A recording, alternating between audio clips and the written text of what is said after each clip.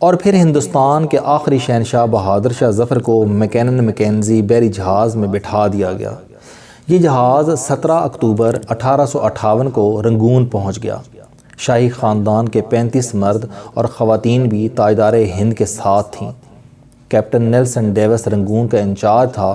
وہ بندرگاہ پہنچا، اس نے بادشاہ اور اس کے حواریوں کو وصول کیا، رسید لکھ کر دی اور دنیا کی تیسری بڑی سلطنت کے آخری فرمانروا کو ساتھ لے کر اپنی رہائش گاہ پر آ گیا۔ نیلسن پریشان تھا۔ بہادر شاہ ظفر قیدی ہونے کے باوجود بادشاہ تھا اور نیلسن کا ضمیر گوارا نہیں کر رہا تھا وہ بیمار اور بوڑھے بادشاہ کو جیل میں پھینک دے، مگر رنگون میں کوئی ایسا مقام نہیں تھا جہاں بہادر شاہ ظفر کو رکھا جا سکتا۔ وہ رنگون میں پہلا جلا وطن بادشاہ تھا۔ نیلسن ڈیوس نے چند لمحے سوچا اور اس مسئلے کا دلچسپ حل نکال لیا۔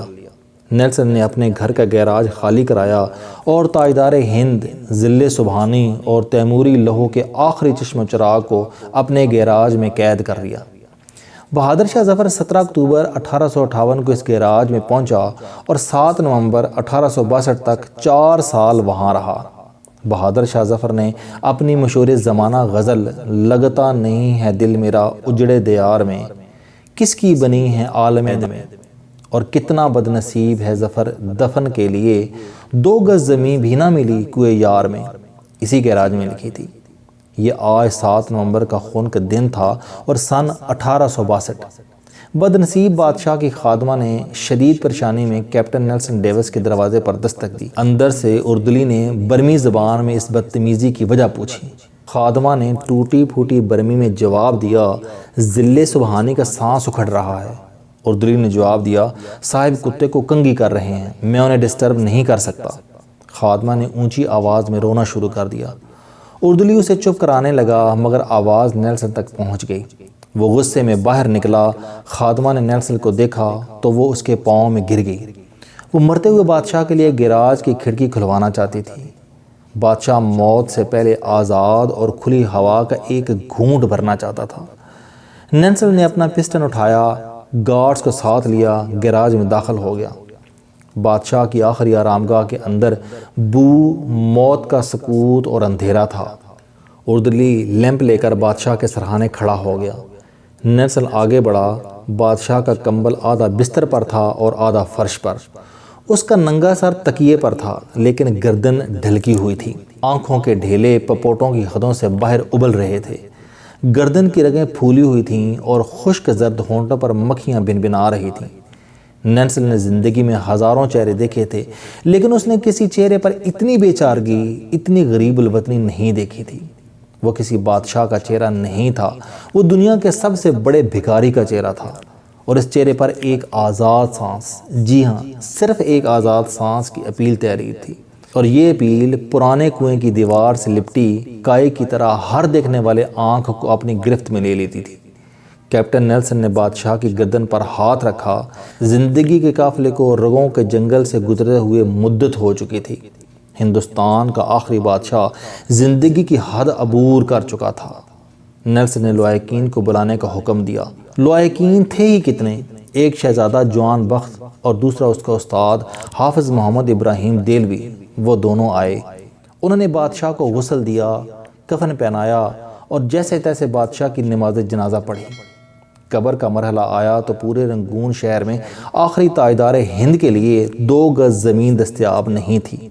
نیلسن نے سرکاری رہائش گاہ کے احاطے میں قبر کھدوائی اور بادشاہ کو خیرات میں ملی ہوئی مٹی میں دفن کر دیا۔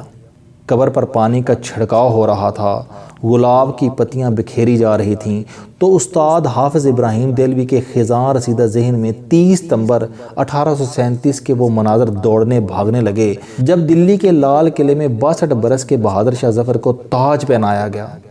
ہندوستان کے نئے بادشاہ کو سلامی دینے کے لیے پورے ملک سے لاکھ لوگ دلی آئے تھے، اور بادشاہ جب لباس فاخرہ پہن کر، تاج شاہی سر پر رکھ کر اور نادر شاہی اور جہانگیری تلواریں لٹکا کر دربار عام میں آیا تو پورا دلی تحسین تحسین کے نعروں سے گونج اٹھا۔ نکارچی نکارچے بجانے لگے، گویے ہواؤں میں تانے اڑانے لگے، فوجی سالار تلواریں بجانے لگے اور رقاصائیں رقص کرنے لگیں۔ استاد حافظ محمد ابراہیم دہلوی کو یاد تھا بہادر شاہ ظفر کی تاج پوشی کا جشن 7 دن جاری رہا اور ان 7 دنوں میں دلی کے لوگوں کو شاہی محل سے کھانا کھلایا گیا، مگر 7 نومبر 1862 کی اس ٹھنڈی اور بے مہر صبح بادشاہ کی قبر کو ایک خوش لحان کاری تک نصیب نہیں تھا۔ استاد حافظ محمد ابراہیم دہلوی کی آنکھوں میں آنسو آ گئے۔ اس نے جوتے اتارے، بادشاہ کی قبر کی پائنتی میں کھڑا ہوا اور سورہ توبہ کی تلاوت شروع کر دی۔ حافظ ابراہیم دہلوی کے گلے سے سوز کے دریا بہنے لگے۔ یہ قرآن مجید کی تلاوت کا اعجاز تھا یا پھر استاد ابراہیم دہلوی کے گلے کا سوز؟ کیپٹن نیلسن ڈیوس کی آنکھوں میں آنسو آ گئے۔ اس نے ہاتھ اٹھایا اور اس غریب الوطن قبر کو سلوٹ پیش کر دیا، اور اس آخری سلوٹ کے ساتھ ہی مغل سلطنت کا سورج ہمیشہ ہمیشہ کے لیے غروب ہو گیا۔ آپ اگر کبھی رنگون جائیں تو آپ کو ڈیگن ٹاؤن شپ کی کچی گلیوں کی بدبودار جھوگیوں میں آج بھی بہادر شاہ ظفر کی نسل کے خاندان مل جائیں گے۔ یہ آخری مغل بادشاہ کی اصل اولاد ہیں، مگر یہ اولاد آج سرکار کے وظیفے پر چل رہی ہے۔ یہ کٹی پر سوتی ہے، ننگے پاؤں پھرتی ہے، مانگ کر کھاتی ہے اور ٹین کے کنستروں میں سرکاری نل سے پانی بھرتی ہے، مگر یہ لوگ اس قسم پرسی کے باوجود خود کو شہزادے اور شہزادیاں کہتے ہیں۔ یہ لوگوں کو عہد رفتہ کی داستانیں سناتے ہیں اور لوگ کہہ کے لگا کر رنگون کی گلیوں میں گم ہو جاتے ہیں۔ یہ لوگ، یہ شہزادے اور شہزادیاں کون ہیں؟ یہ ہندوستان کے آخری بادشاہ کی سیاسی غلطیاں ہیں۔ بادشاہ نے اپنے گرد نااہل، خوش آمدی اور کرپٹ لوگوں کا لشکر جمع کر لیا تھا۔ یہ لوگ بادشاہ کی آنکھیں بھی تھے اور اس کے کان بھی اور اس کا ضمیر بھی۔ بادشاہ کے 2 بیٹوں نے سلطنت آپس میں تقسیم کر لی تھی۔ ایک شہزادہ داخلی امور کا مالک تھا اور دوسرا خارجی امور کا مختار۔ دونوں کے درمیان لڑائی بھی چلتی رہتی تھی اور بادشاہ ان دونوں کی ہر غلطی، ہر کوتاہی معاف کر دیتا تھا۔ عوام کی حالت انتہائی ناگفتہ بہ تھی۔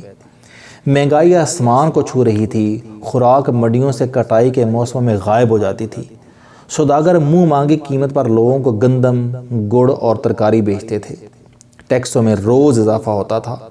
شہزادوں نے دلی شہر میں کبوتروں کے دانے تک پر ٹیکس لگا دیا تھا۔ طوائفوں کی کمائی تک کا ایک حصہ شہزادوں کی جیب میں چلا جاتا تھا۔ شاہی خاندان کے لوگ قتل بھی کر دیتے تھے تو کوئی ان سے پوچھ نہیں سکتا تھا۔ ریاست شاہی دربار کے ہاتھ سے نکل چکی تھی۔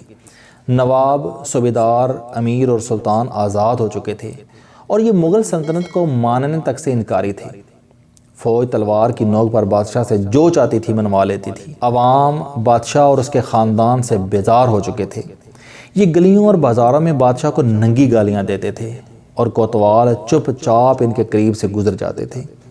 جبکہ انگریز مضبوط ہوتے جا رہے تھے، یہ روز معاہدہ توڑتے تھے اور شاہی خاندان وسیع تر قومی مفاد میں انگریزوں کے ساتھ نیا معاہدہ کر لیتا تھا۔ انگریز بادشاہ کے وفاداروں کو قتل کر دیتے تھے اور شاہی خاندان جب احتجاج کرتا تو انگریز بادشاہ کو یہ بتا کر حیران کر دیتا کہ ذل الہی، وہ شخص آپ کا وفادار نہیں تھا، وہ ننگے انسانیت آپ کے خلاف سازش کر رہا تھا، اور بادشاہ اس پر یقین کر لیتا تھا۔ بادشاہ نے طویل عرصے تک اپنی فوج بھی ٹیسٹ نہیں کی تھی۔ چنانچہ جب لڑنے کا وقت آیا تو فوجیوں سے تلواروں تک نہ اٹھائی گئیں۔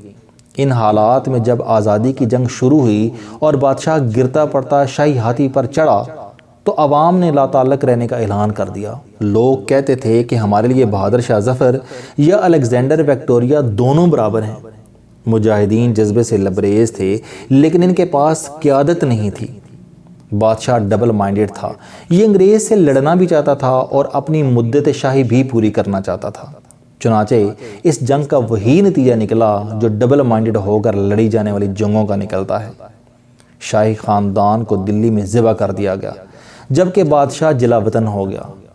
بادشاہ کیپٹن نیلسن ڈیوس کے گیراج میں قید رہا، گھر کے احاطے میں دفن ہوا اور اس کی اولاد آج تک اپنی عظمت رفتہ کا ٹوکرا سر پر اٹھا کر رنگون کی گلیوں میں پھر رہی ہے۔